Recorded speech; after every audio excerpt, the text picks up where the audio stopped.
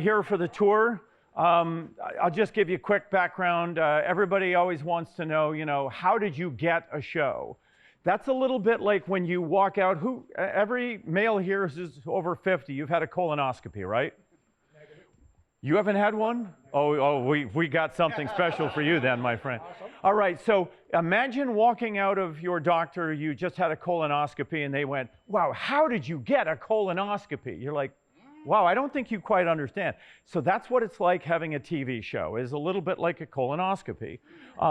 I didn't actually want a TV show. In fact, I turned it down. They kept coming to me saying, let us bring a show here. And I just said, I don't really want it. And long story short, they convinced me. Peter Reese, the creator of Mythbusters, came in here, shot a promo reel, which they said, we'll spend 30 grand to give you a promo reel. You'll have a free advertisement. I said, heck yeah, I'll take a free $30,000 ad. Only what happened was that $30,000 ad went to Discovery Networks, and they get 2,000 promo reels a year. They have a staff that turns 2,000 into the best 50. So we ended up in the best 50, and of the best 50, we then go, those 50 get compressed to the top 10 by another staff, and then the senior executives at Discovery look at the top 10. We ended up with, I believe, every single top 10. We were the #1 on the top 10 list, as done by the two staffs that looked at it. So they called me up and they said, we're ready to start shooting today. And I went, oh crap. So that's how we got a show. Is a show good? Is it bad? Look, it puts you in the limelight. And being in the limelight is not necessarily a great or a bad thing. It's just a thing. And is it something you want? So we ended up in the limelight. The unintended consequences were things like, this employee says, I don't want to be on camera. And they like don't want to be part of it. And they're upset if cameras are near, and they don't want to stop hammering. And the film crew wants them to stop hammering. And that guy's upset. And then this guy says, I'm not on TV as much. I want to be on TV more, and I'm pissed off. And then the third guy says, where's my dressing room? And you're like, oh, crap. So this is what being semi-famous is like. And so what I think our success as a TV show was our ability to actually run a real shop and really produce cars for real clients while doing it on a TV show. And I don't want to point too many fingers or poke too many bears, but I'll just tell you that real shops producing real cars for real clients is a lot rarer than you think on the TV shows. And I'll leave it at that. Come on with me and we'll go take a quick look at the mechanical room. So if you would try and sort of stay up fairly quickly.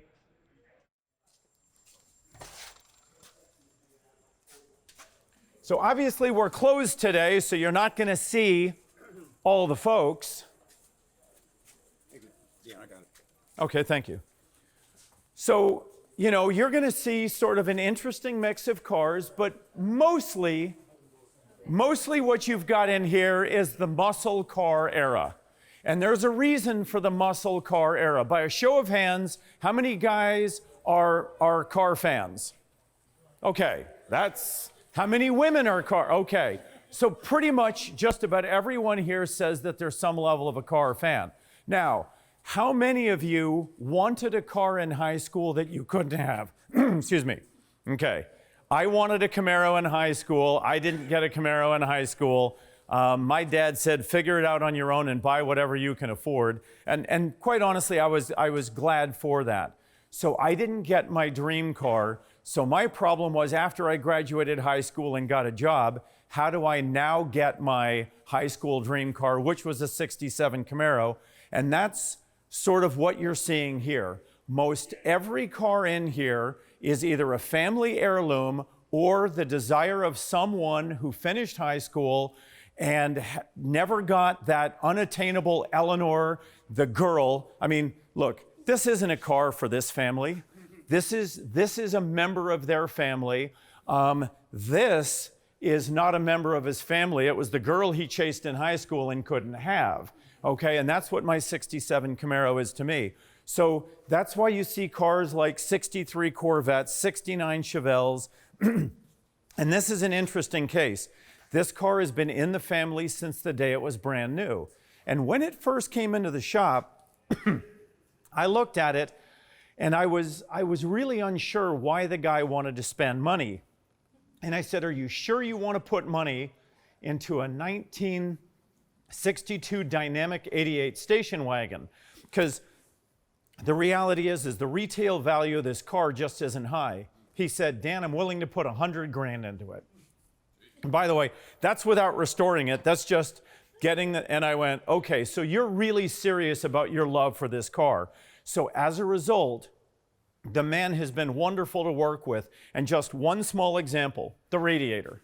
You wouldn't think of a radiator as a big thing, right? You can go on eBay, you can go on Summit and buy a radiator. Not for a 1962 Dynamic 88 Oldsmobile. We had to restore his original radiator. And so most radiator shops wouldn't even touch it because it was too old, too complicated, too rare to deal with. I finally got a radiator shop to deal with it, $1,200. And I told the guy, I said, look, I can fit some aftermarket thing in there. It won't fit right, it won't look right, and I can get that for you for about $220, or I can get you your radiator restored for $1,200. He said, Dan, there's no question about it. $1,200 radiator is what we're doing. So this is when you love working with someone, because he isn't just counting pennies. He's really looking at bringing the family back together. And this car reminds me, when I was, and there are some of you out there that are my age or even better, when I was 8 years old, thank you. When I was 8 years old, I remember standing, and we had a station wagon that was also a 62. Ours was a Pontiac. I stood right here, my mom was right there, and if we had to pee, because Dad was not stopping on a road trip, there were no seat belts in the car, we climbed over the seat, stood there, and my mom had a bottle, and we peed in the bottle, standing here, going down the highway at 60 miles an hour, and no one ever thought about that being dangerous. So for this family, those exact memories are why they want this car, this engine, this radiator, and even we're restoring their original master cylinder and brake booster. So we don't really build cars at FantomWorks. We restore people's dreams. And that's what this is for this family, is a dream. So when you come in here, you'll remember a few things that are quite interesting. This vehicle that we built, and this was, my guys built this for me, and we still keep it here. In fact, we're doing a few things, a few upgrades. We're adding a modern, well, on 1914, 1918 is modern, so we're adding a 1918 water pump. But let me point out one more car here. See that orange car up there? If anybody knows what it is, raise your hand. Don't bother raising your hand because it doesn't really exist in the world. We call it the Orange Blossom Special. A woman who called me up and said, I want you to fix my dad's car. Her father hand-built the car. The trunk on it, the bobtail back end, is actually the hood from a 47 Cadillac, okay? Her father hand-built the entire car. And while her father was a magnificent metal fabricator and a magnificent sort of visionary, his mechanical skills were not quite up to par. And when her father died and she got the car, she and her husband took it down the road at, I think, 35 miles an hour, and it scared them profoundly. It shook, and it's violent, and the wheels, which are huge, they're not on it right now. It's like 38-inch rims. It shakes violently. So that vehicle, the daughter wants it as a legacy from her father. I mean, he not only, it wasn't just his car, he hand-built the thing, and it was the last thing he ever did. Well, it was interesting talking to this woman when she got here. I guarantee you she cried at least 5 times, and I'm not trying to get her to cry. I'm just saying to her, well, what about the brakes on the car? And she would remember something about her father and how her father built the brakes, and she was out in the garage and she'd start crying. So you know when you've got a family member that receives something like that, this is not a car. What do you think this is to her? It's her father. That's her father. When she gets in that car, she's sitting with her dad. And she and her dad are going for another ride. And that experience will be true every time she gets in that car. So this is the sort of stuff I love doing. When people call me up, and I get some real rich guys that'll call me up. I got lots of money. I bought a car and I want you to fix it up so I can flip it. I'm done. The conversation just ended right there. I do not work with car flippers. I don't care how much money you've got. You're never going to love the car. And folks, let me share something with you that's a blinding flash of the obvious, but most people don't recognize. Most of these cars will never bring you back the money you put in them, okay? I'm just putting that straight out there because people try to make business cases of this. Don't do it. I own a 12-year-old I have a 12-year-old German Shepherd. We feed her every day. We give her shots. She's got bad hips now. My wife feeds her glucosamine and chondroitin every day. She gets heartworm medicine. Guess what the resale value on my German Shepherd is? I couldn't give her away if I tried. But it doesn't matter, right? You don't have a dog because you're trying to get your money back out of it. You don't own an old car and a classic from your family because you're trying to get your money back out of it. And if that's your goal, let me help you. Don't do it. Go out and buy yourself a Ford, a Lexus, a Kia, or something else, and drive the car for a couple years and trade it in. One of these, it's not just an investment in money, it's an investment in emotion. And so that's really what we focused on the show, because that's what we really focus on in the shop, is just bringing those memories back for people. All right, any quick questions while we're here, and we're going to go into the next one. Yes? Street legal when you owned it? Absolutely. So street legal is an interesting term. If you, first of all, almost anything built prior to 1973 almost can't be made to not be street legal, okay? It's once you hit 1973, the oil embargo, emission controls, smog pumps, and all that, that's where you start getting into modifications on cars can very quickly make them no longer street legal. So that car, which is, it's actually got the chassis of a 1931 Packard under it, but the vehicle itself was a handmade car, and the engine is out of, and I should know this, I think it's out of a 78 AMC, all right? So basically, you go by the VIN of the chassis, and this vehicle being a 1931, we could stick a 17,000, 1 mile per, or 1 gallon per second gas-sucking behemoth on it, and there's almost nothing you could do to make that not street legal. Now, I wouldn't advise taking it out on a busy freeway in Los Angeles at rush hour traffic, because you're just gonna die, but yeah, we won't do anything that's illegal to a car. So when people bring us in a 1985, you pick the car, doesn't matter. And they say, supercharge it or put a fuel-injected LS in it. It's illegal to do it. We don't do it. We just leave it alone and say, go to someone else and get somebody else to do that for you. All right, any more questions before we run? We're going to go to the next section. Get a microphone from him if you got a question. Really? You're all camera shy? I couldn't shut you all up a little while ago, and every one of them is now going to be camera shy. All right. Come on, let's go to the next room. I got a question. What's your question? What's your average length of time on one of these restorations that you do? Okay, so thank you, Davey. No, and we didn't set.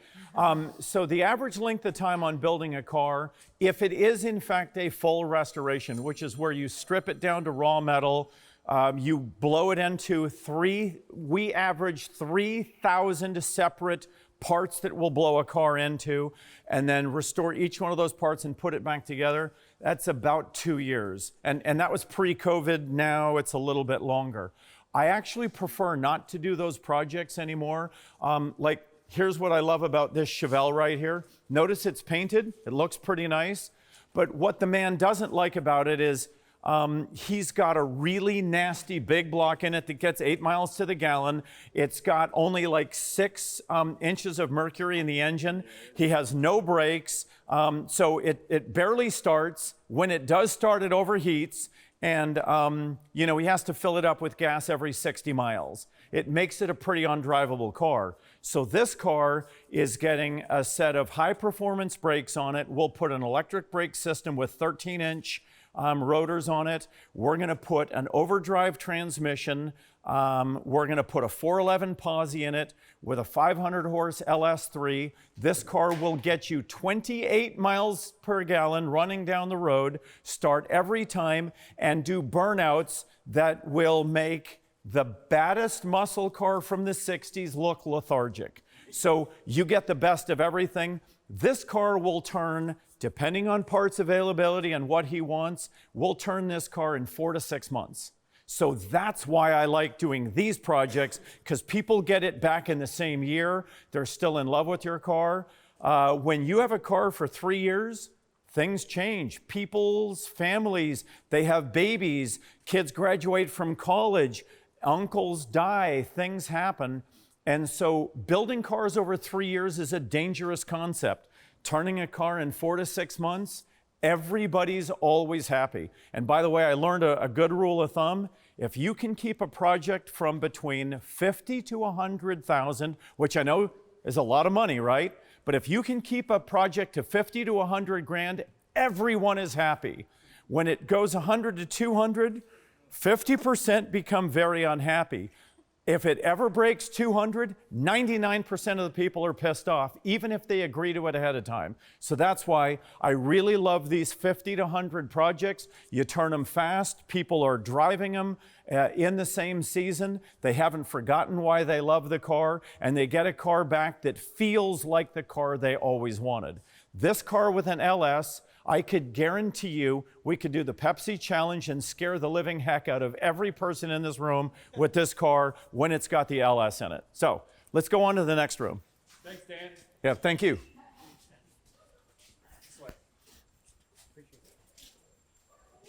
Okay, we're going this way. Everything's open.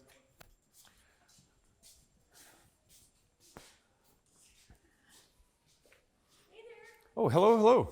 Welcome. Is the front door open? I don't think so. We came that way. Oh, okay. All right, come on, pile on in here. We'll make a quick stop here. One of the things that FantomWorks is fairly famous for is we can actually produce parts. And let me tell you, you better be able to do that if you're going to build these cars, because many of the parts simply aren't available. For example, that 1962, that station wagon I was pointing at, guess who builds parts for 62 Oldsmobile Dynamic 88 station wagons? Absolutely no one, okay? So if you need a part for that car, we either have to restore the part or we have to recreate the part. So in here, whether we're on our plasma table turning and creating new pieces of sheet metal or window regulators or mounts or brackets, or whether we're on our Bridgeport mill over there or on lathes or cutting machines, we can actually manufacture a fair number of parts in here. We've got our big lathe over there. You can put a 2,000 pound piece of stock on it. We also have, and we have used it a few times, we have our own foundry here. We can actually cast parts. And we've had to on cars that simply, they were unobtainium. We had a Lamborghini that came in, serial number 11 Lamborghini. We took a photograph of what the part was supposed to be, used the photograph against our car to calculate the dimensions of it, took and modeled that part on a computer, printed it in plastic, took that plastic part, made a sand casting out of the plastic part, poured it in brass, finished it off in brass and chrome plated it, and you couldn't tell it wasn't an original part for the car. And so sometimes you got to do that, because building these old cars just isn't easy. Oh, and by the way, yes, that was expensive. You know, you figure a door handle, you go buy one for a 69 Camaro, I can buy a set of door handles for 50 bucks. Hand casting that part for the Lamborghini was probably about $4,000. But the reality is on a car that's worth several $1 million, having, let me tell you, at $4,000, people are like, that's all? $4,000. So we did a Ferrari recently. One casting on the Ferrari was $75,000. One piece. Yeah, one piece. It didn't move or do anything fancy. All right. Brigitte, can I ask you to flip the lights on over there? Just come on, crowd in here a little bit. The wood shop. So you should say there should be 2 switches over there for the wood shop. So this is where, like when we do a Woody, obviously we created all the pieces in here. No, Brigitte, you're in the wrong room. It's over there. It's against the wall as you walk out into the showroom. So when we have to produce parts for these old wooden cars, we do it in here, and we keep a lot of lumber in stock. This is all Sapele mahogany. Those racks are mostly really bizarre exotics. That's all fire maple and quilted maple for doing woodies there. Around the corner, we keep Philippine mahogany for doing wood boats. And then we've got connexes filled with walnut. Let's see, we've got walnut, elm, no, not elm, birch. And we keep a lot of quarter sawn oak in stock. Quarter sawn oak, which if you saw that 1914 Model T in there, that was all done in quarter sawn oak. But the interesting reason why you have to have a wood shop if you're going to do old cars is virtually every car built prior to World War I was almost more wood than it was metal. And between World War I and World War II, a significant amount of the vehicles were still made in wood. So in the front, we've got a 1953 Chevy pickup. Inside the body of that truck, there are wood bucks. So when these old cars were built, they didn't, like today, we start by stamping the panels out of, whether it's, we do fiberglass in forms or molds, or we do aluminum, or we do steel. Back in the day, you started with a wooden buck, and the buck it looked like a skeleton for the vehicle made out of wood. And then you'd take that skeleton, and then on top of it, the artisans at the shop would hand form pieces of metal and bang them on top of the wood and reshape the steel to go over the wood bucks. We've had to do that here. So we've created wood bucks and finished those cars. Let me tell you, the sad part for me, because the most beautiful cars in the world were made in the 30s, during the Great Depression, our country built the greatest cars that have ever been built in the history of the world.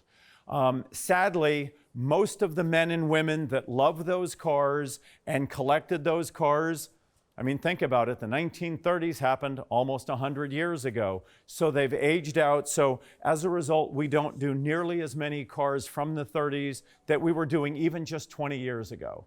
But I got to tell you, the cars of the Great Gatsby, the most beautiful cars in the world, and that's what we do a lot of in here.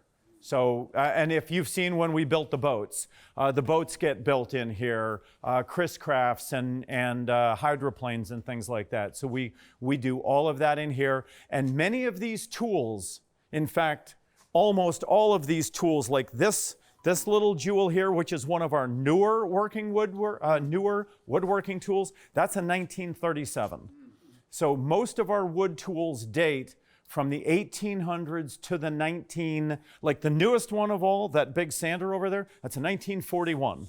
And that's the newest large woodworking tool we have in the shop. So really old antique stuff, but I gotta tell you, I've got a rule. If it lasted the last 100 years, it'll probably last the next 100 years. Any questions before we go on into the next room? What are the beams for?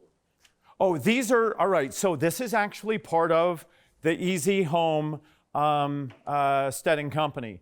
This is for processing animals. You don't want to, anybody here want to bring a 1,200-pound cow into their kitchen to process it? So this is actually the beams that we're going to be hanging a beam trolley from for processing pigs and cows from. So that's why they're so robust. Those are the posts, these are the beams. And so after the animal is killed and bled, it'll be hoisted up on a system using these beams and brought in for processing. So that's what this is for.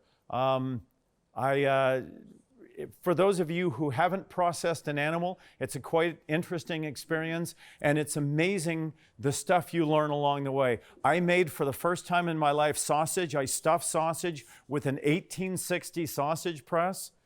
It is amazing how well 160-year-old tools still work today. So yeah, we do a lot of that stuff here. Any other questions? Yes, sir. If you could only pick one, what would be your favorite car from the 30s? Oh, wow. Look, I think anybody who doesn't pick a Duesenberg is wrong, because the Duesenbergs were the most beautiful cars ever made, period. But let's talk about cars that are actually available to like the common, man and woman today. It's hard to beat a 32 Lincoln boat tail Roadster. The boat tail Roadster, which I'm convinced is the car that inspired the Chitty Chitty Bang Bang car. They're just breathtaking. And 32 was a really good year for it. There was a great sign done during the Depression, and this will be the antithesis of what we're dealing with today in society. There's a sign I saw in a company. Obviously, it was a photograph from that era, but it said, if you don't come to work Sunday, don't bother coming to work on Monday. Does that give you some idea of the work ethic that was required to get through the Great Depression? So as a result, the cars that we built back then, I mean, they're amazing, and they can be rebuilt 100 times over. Even the fuel pumps can be rebuilt, everything. Nothing was a one-time use. Today, everything's one-time use. Yes, ma'am. I've worked on an Excalibur. You're talking about the kit car, right? Where you take the Cadillac. Yeah, sure, kit car too. Well, yeah. So the Excalibur they're beautiful. We've done one here. I actually tend to shy away from kit cars. I won't go through my long philosophy of it, but kit cars are not. Not necessarily a kit car, but maybe an original. Have you ever had to work on one of those? I don't. Are you? I believe all Excaliburs were effectively a kit car. Okay. I don't believe that. Okay.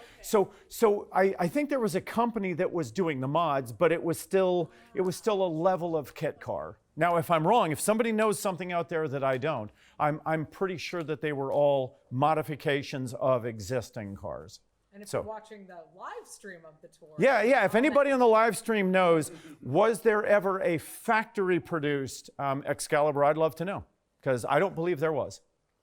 All right, let's go on to the next room. Oh yeah, so jukeboxes, signs, all sorts of fun stuff. Good morning. Gary Dan Short, nice to meet you. Man, your hands are warm.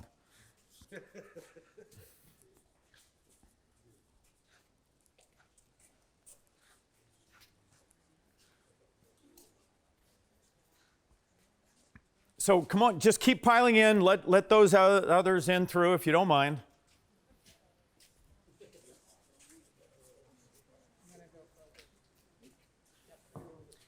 So probably just a couple things to point out here. So we call this the showroom, but it's really the finish room too. This is where the cars come as they've been finished with the mechanics, finished with the paint work, finished with all the basic things.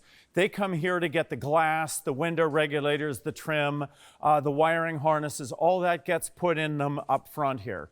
But really what I love about this room, even more than the cars, is the building itself. I want you to take a look at the building that surrounds you. What was this originally, National? This was National Linen. So and we don't know the exact year, but we know it was in the 20s. So I think, unfortunately, probably 28, 29. So this building is not yet 100 years old. But let me just tell you, the construction of this building is like almost nothing that exists, and certainly nothing you'll see today. Those pieces of wood up there, which look like 2x4s, are actually 3x6 German beveled, tongue and groove pieces of wood. And they cost to produce, when we had a bunch of them redone, they were about $20 a linear foot 10 years ago to have them done. So the square foot cost in this building is something unbelievable. Now you see, we deal with some stuff like there's, when the rain comes in sideways, it comes through the windows up there. Every one of these windows up here opens. Every one of them. That's what these chains do. You grab that chain and you see there's another set of chains there, another set of chains there. You grab the chains and 200 feet of windows open up at the same time. It's really an amazing thing. And the reason they had this was when this company first was created, and take a look at, see this black pipe on the ceiling? When I bought this building, there was probably another 100 tons of that black piping everywhere. We kept just that little bit sort of as a reminder of what it was. This building in the middle of winter would be 120 degrees. It was the hottest building in Norfolk. The center room where I mentioned the machine shop where we make the stuff, that had a boiler in it that went all the way up and through the ceiling. It was about 28-foot tall boiler that we had to pull out of here one brick at a time. This building created so much heat. That's why we have these huge high ceilings to try and vent the heat, and they would open up those windows. But I found a man who came by one day and said, I worked in that building in the 50s. And in the 50s, he said that even then, it would be 120 degrees in this room in the middle of the winter. That's how hot it would get, even venting all the heat. This was just a heat factory. They said in the summer it was almost completely unbearable. But there were 300 people that worked in this building. So as we've worked on it, we've tried keeping things in theme. Like this room right here, which existed already, but it was just drywall with metal structure. The bricks on it are from the 1805 Virginia Beach courthouse. So when they were tearing down the courthouse, I knew a brick crew. I sent them out there. They scavenged all the bricks, and each brick they individually took all the old concrete and mortar off of, and then we set them back up in here. So we've tried sort of loving this old gal in the same way that she's been for the last 90 years. And so that's why, look, I'm for those of you who haven't figured it out, I'm not a big fan of a lot of modern things. I believe that, you know, when this building was built 90 years ago, it'll stand for the next 200 years with fairly minimal care. And yet they were actually wanting to bulldoze this building when I bought it. It was all boarded up. The windows had been completely sealed up. All those windows had been painted. This was a very, very spooky place. My son, who was with me at the time, I brought him in here, and because that door, I got the guy to open up that door. It was 9 o'clock at night, and I parked right about here, and I got out, and I'm walking around, and my son, who at the time was about 8 years old, he gets up, and he's in this building. I don't know if he's ever going to get through the trauma of the event of waking up in this building at night. It was a very spooky building when we bought it in 2010. And it took 2 years to remodel this building and actually get it to the point where we could use it to start building cars in. Looks nice now. Well, I think it's the most beautiful building in the world, and there's three things, right? The building itself is gorgeous. The signs, just everything around here, these are porcelain signs. They're originals. That Goodyear sign, I think, is from the 20s. We've got signs here that date back to the 1800s. This is all authentic, original stuff. So the furnishings are beautiful, the cars are beautiful, and the building is beautiful. So for me, I still get excited every time I walk into this building because I think it's just the most incredible place in the world. All right, we're going to end the tour here. Any questions before we call it done? Do you have your 68 Camaro? It's right there. Cool. Yep. Is that your favorite car, I guess? Well, okay, so my car, my original car is right around the corner. It's my 67 Camaro. My wife's is a 68, and yes, my 67 Camaro right around the corner. Is it my favorite? I have two favorite cars. Look, that's the one I fell in love with. That's the one that I almost, I basically didn't eat food or pay my electric bill for a few months in order to have that car. And I bought it when I was 18 years old. And I still have it to this day. So it's around the corner, and it is of course, my first love. But my second love is, you see this little white car right here? That's my second love. That is the world's only mechanically fuel-injected split-window coupe with factory air conditioning. It's the only one in the world, and it's mine. So which one do I love more? I don't know. It's like having two kids, and you have to say in front of your kids which one of your kids you love more. You're like, I'm just not going to answer that question. I love them both. Any other questions? So what makes that the only one is because it's split window? No, because General Motors refused to add air conditioning to anything but the smallest engine, 63, but one was built for a GM exec. One was handmade for a GM exec. So there's only one. And you got it. Yeah. Any other questions? You had a shop before this, I imagine, right? We did. This is the second shop. We had one over 5 miles that way. We were surrounded by crackheads and drug deals that were going on night and day, and we got out of that area. And when I found this building, and I give credit to a deacon at my church, because I was actually looking to move FantomWorks to Tennessee or North Carolina, and he said, there's a beautiful building right down from ODU. And we were out having dinner at the time, and so when we finished dinner, like I say, it was at night. I probably didn't get here till between 9 and 10 at night, and banged on the door. A guy opened it up. I drove in, and he showed me the building late at night on a Saturday night, and that was it. I was in love, and we were going to buy the building. All right. Any last question before we shut down? Oh yeah. So I will tell you the last sad story, and we'll call it done. So a young lady brought me that bike to build, and I lost an employee over that bike and $35,000. So the girl had a budget of $6,500 to build a bike. So we had to go out and buy another bike to get the frame, but one of my guys here wanted to build the gas tank. And I said, look, I don't want to get into hand building a gas tank. We can use another. He goes, nope, we got to hand build the metal on this car. I wrote checks for $28,000. Remember, I only had a $6,500 budget to build the bike.